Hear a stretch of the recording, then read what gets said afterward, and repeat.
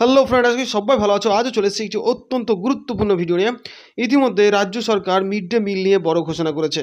এবার থেকে যেভাবে স্কুলের বাচ্চাদের মিড ডে মিল অর্থাৎ একবেলা খাবার দেওয়া হয়, ঠিক সেইভাবে সেই পদ্ধতিতে পথ কুকুরদের অর্থাৎ স্কুলের আশেপাশে যে সকল পথ কুকুর আছে তাদেরকেও একবেলা ভরপেট খাবার দিতে হবে, এমনটাই নির্দেশিকা অর্থাৎ বিজ্ঞপ্তি জারি করেছে স্কুল শিক্ষা দপ্তর।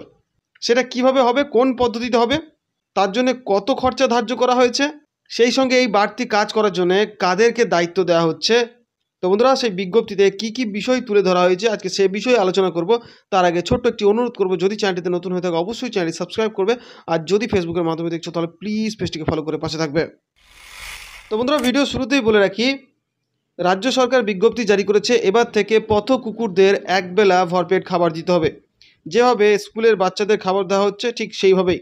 তার কারণ কেন্দ্রীয় প্রতিমন্ত্রী মেনকা গান্ধী এ বিষয়ে স্কুল শিক্ষা দপ্তর অর্থাৎ সর্বশিক্ষা মিশনে যে স্কুল দপ্তর রয়েছে তাদেরকে তিনি চিঠি করেছিলেন, সেই চিঠির উত্তরে রাজ্য সরকার সহমত জানিয়েছেন।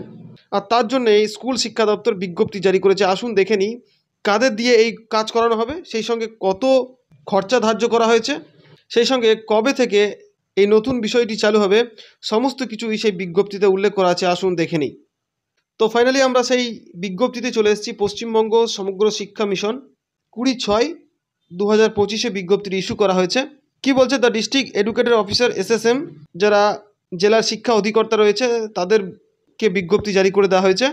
কি বলছে, a letter has been receive from Shrimati Menaka Sanjay Gandhi on 2/4/2025 expressing her appreciation to our early letter memo number এত।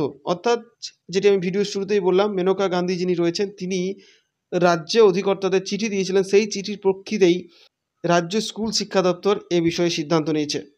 কী সিদ্ধান্ত না, এবার থেকে মিড ডে মিলের আওতায় রেখে স্কুলের আশেপাশে যে সকল পথ কুকুররা ঘুরে বেড়ায় তাদেরকে একবেলা ভরপেট খাওয়াতে হবে।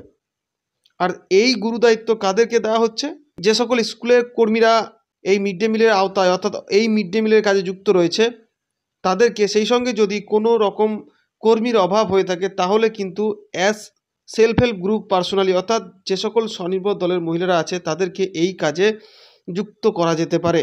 For the purpose of feeding on particular individual may be given the assignment.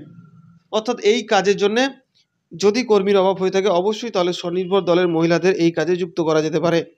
কিন্তু সেই সঙ্গে যে বড় বিষয়টি হচ্ছে, এর জন্য কিন্তু কোনো রকম এখনও অবধি কোনো খরচা ধার্য করা হয়নি। মিড ডে মিল থেকেই কিন্তু এই খরচা বহন করা হবে আপাতত, এমনটাই মনে করা হচ্ছে।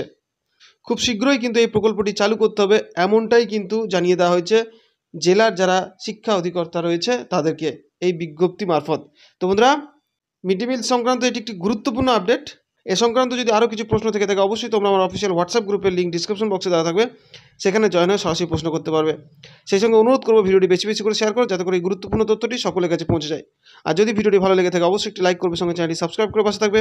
আজ এ পর্যন্ত, ধন্যবাদ।